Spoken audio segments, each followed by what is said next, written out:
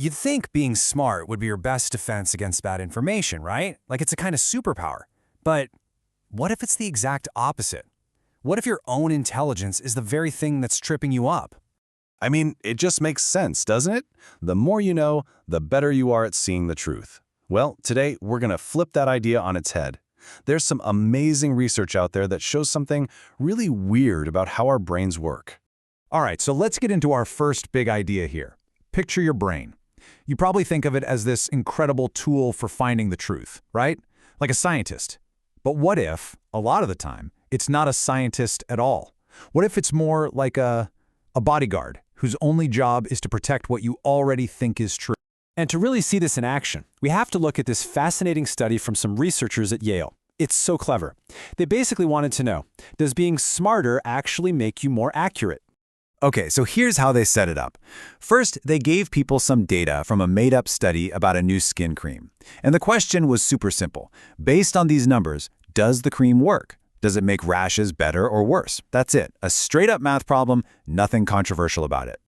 And, well, the results for this first part were totally predictable. The folks who were better with numbers, the ones with higher numeracy, as the researchers call it, they were way more likely to get the right answer. No surprise there. Being good at math helps you solve a math problem. Makes total sense.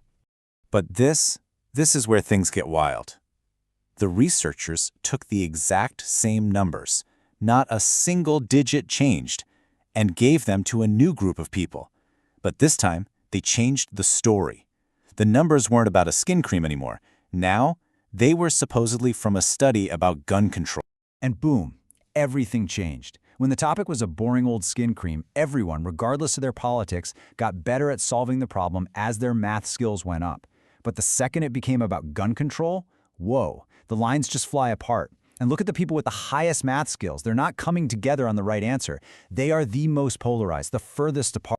Yeah, you heard that right. The smartest people in the room weren't using their brain power to find the truth. They were using it as a weapon to prove their side was right. Their math skills just made them better at twisting the data to fit what they already believed. So what is this? Well, there's a name for it. Identity protective cognition. It sounds complicated, but the idea is simple. On a deep subconscious level, our brain cares more about fitting in with our tribe, our social group, than it does about being factually correct. Being cast out of the group feels like a genuine threat, so our brain's first priority is to protect that connection. And if that means getting a math problem wrong, so be it. This brings us back to that earlier idea. Your brain isn't always a scientist carefully weighing the evidence. When its identity is on the line, it becomes a lawyer.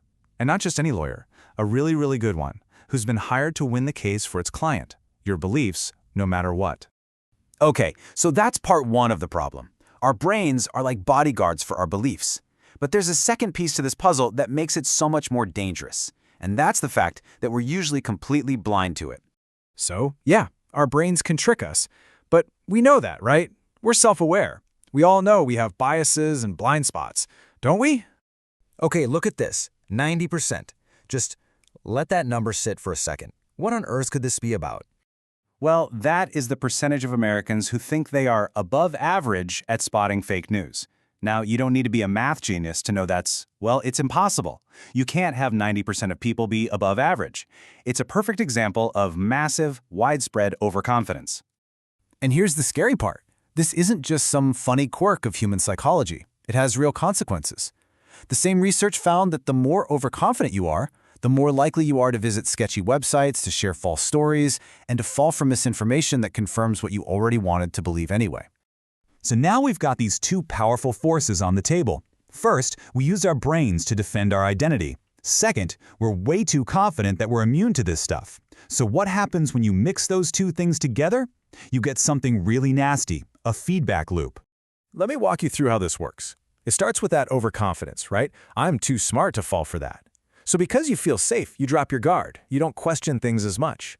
Then, when you see information that challenges you, your inner lawyer kicks in, that identity protective cognition, and finds a million reasons to dismiss it.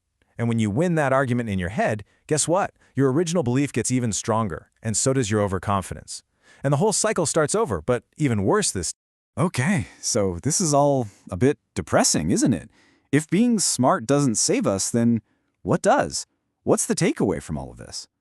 Now, the point here is absolutely not that being smart is bad. Of course not. The point is that intelligence alone isn't the cure. It's not a magic shield against bias. The real solution, it seems to be more about humility, about being aware of these traps in our own thinking.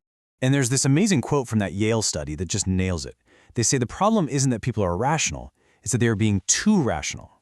They're using their powerful brains to achieve a different goal, protecting their place in their community. And let's be honest, in our everyday lives, that often feels way more important than getting a statistic right. And that leaves us with one last, really important question. It's a question we should probably ask ourselves anytime we feel that rush of being absolutely 100% certain about something.